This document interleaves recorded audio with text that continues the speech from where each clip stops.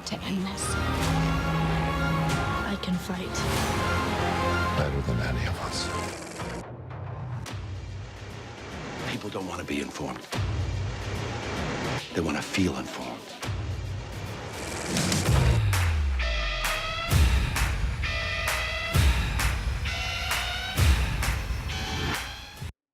From the new season of supernatural teen drama Stranger Things to a mini-series about Fox News founder Roger Ailes, welcome to our show bringing you the latest from the small screen. And for that, Dheepthika Laurent is here to take us through it all. Hi, Deepthi. Hello, Olivia. Now, we're starting with a hotly awaited third season of Stranger Things. Now, it was billed as a teen show, but this has been super successful among people of all ages, I think. That's right, because it really taps into that nostalgia, which we'll look at in a moment. But the show's third season actually premiered here in Paris at the Grand Rex with an all-night screening of the entire show in front of thousands of fans, some of the cast members, as you see there, and yes, a marching band. I know you're a fan of Stranger Things, Olivia, but full disclosure, I first watched this show in preparation for this show, but I did quickly get attached to this lovable group of teen misfits from Hawkins, Indiana, and 11, that mysterious girl with the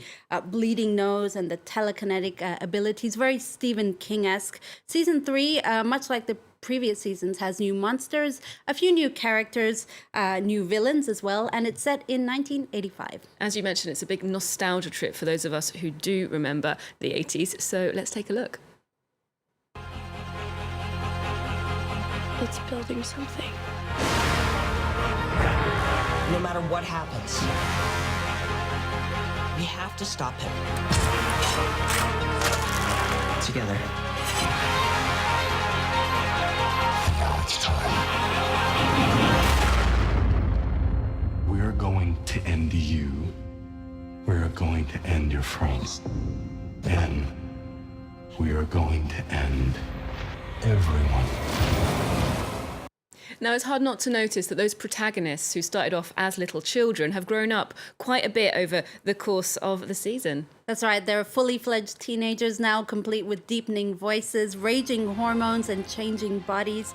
Season 3, I find, has a bit of a more upbeat tone. There's a bit of comedy. I'm thinking of a very memorable scene with Billy, the lifeguard, and the lusty housewives of Hawkins. Very funny.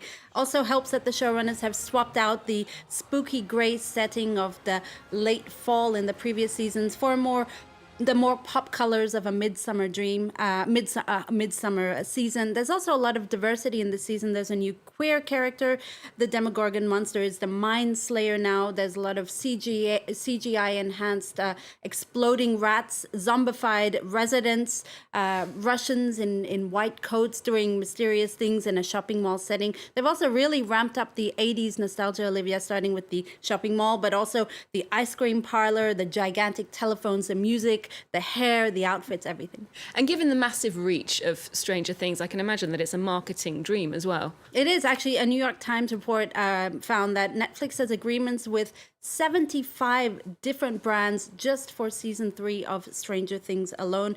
Coca-Cola, for instance, is bringing back a universally reviled drink called New Coke from the 80s that nobody liked back in the 80s. New old Coke. New old Coke, but they're hoping that we'll like it now because we're seeing the characters in Stranger Things drinking it.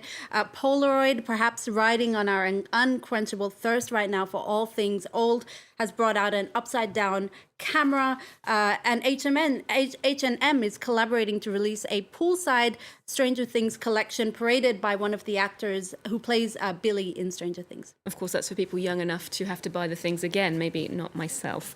Now, we're going from the world of marketing to the world of journalism. Showtime has released a mini-series tracing the rise and fall of disgraced Fox News founder Roger Ailes. And this really is a snapshot of some of the soul-searching that's going on in the media right now, isn't it? That's right. It's very, very timely, this series. The Loudest Voice is a 7-part series based on journalist Gabriel Sherman's book, The Loudest Voice in the Room. It's got a star cast. I mean, Naomi Watts is reporter Gretchen Carlson, who later accused Roger Ailes of sexual harassment. Sienna Miller plays Ailes' wife, and Seth MacFarlane plays Fox executive Brian Lewis. It's a really fascinating look at how he made Fox News a mouthpiece for conservative America and his subsequent fall from grace, resigning in 2016 over those sexual harassment allegations. Take a look. Television is the most powerful force in the world. We're gonna give them a vision of the world. Gretchen. Roger. I had 2 Miss Americas. Not that one yet. He berates me constantly. He's a bully. Give me a little twirl. You were out of line, Roger. I will do anything to protect my people. There is no Fox without you. You can see Russell Crowe there, almost unrecognisable in that disgusting prosthetic fat suit. And I suppose this is a show that doesn't really gloss over that behaviour. Not at all. And it's not just a fat suit. He's got a fake receded hairline. He's got augmented jowls. It really contributes to the fearsome, raging, sociopathic sexual predator image that we have of him in The Loudest Voice. But, you know, there is also a lot of focus on his brilliant political mind when you look at it.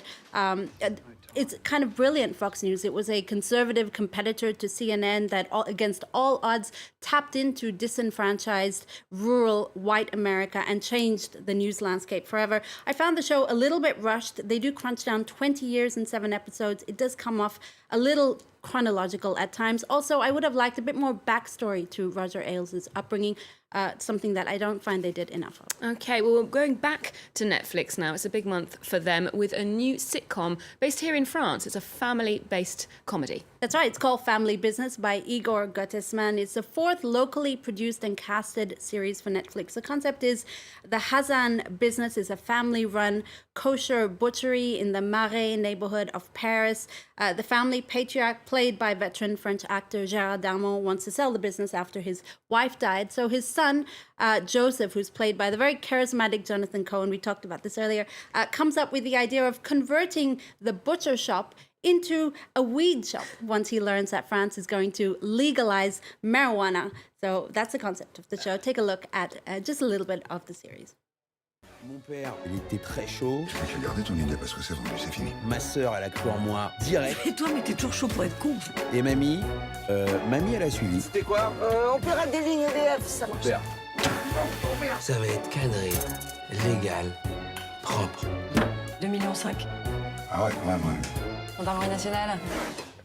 Et voilà, comme ça, main dans la main. Une cata. Dans la bonne humeur familiale.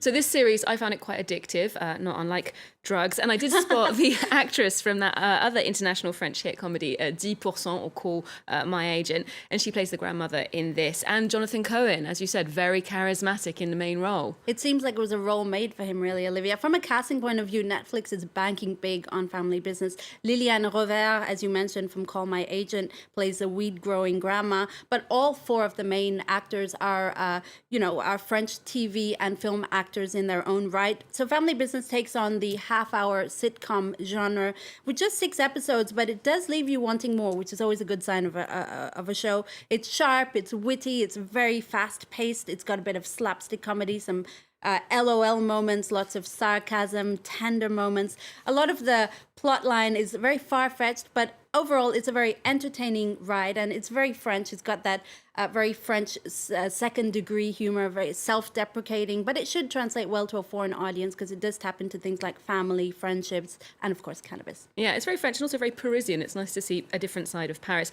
And you told me earlier that Netflix even held a weed-themed launch party for the release of this series, and you got a chance to catch up with the cast when they were here last month. Yeah, that's right. I mean, the show does deal with something very topical, the legalization of marijuana and the economic benefits that it could bring. It's pertinent, especially for a French audience, because, well, first of all, France has one of the highest rates of marijuana smokers in Europe.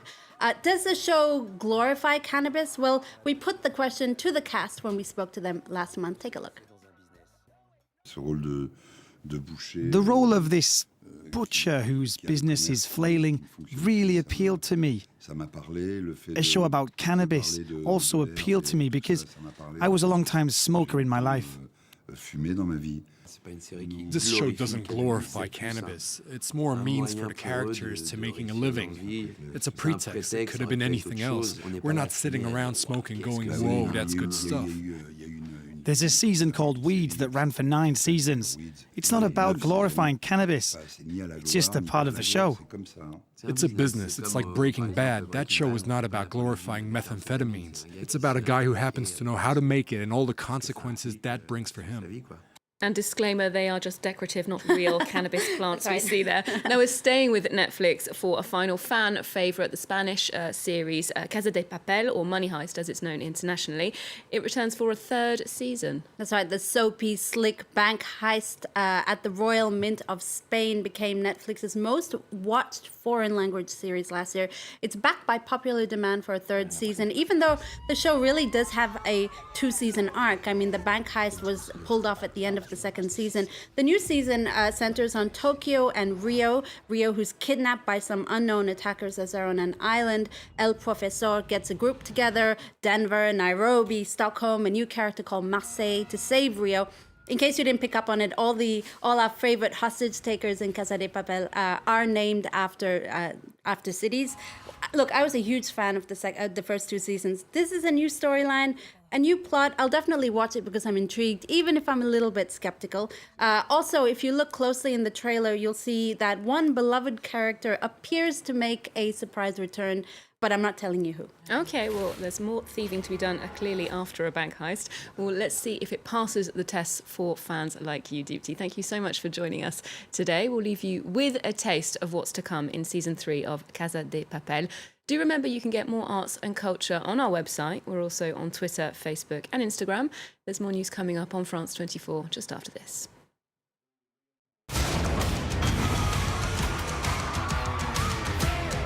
Esto es una declaración de guerra al sistema.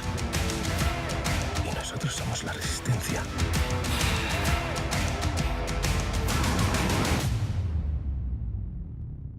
Y no nos vamos a esconder. ¡Posiciones!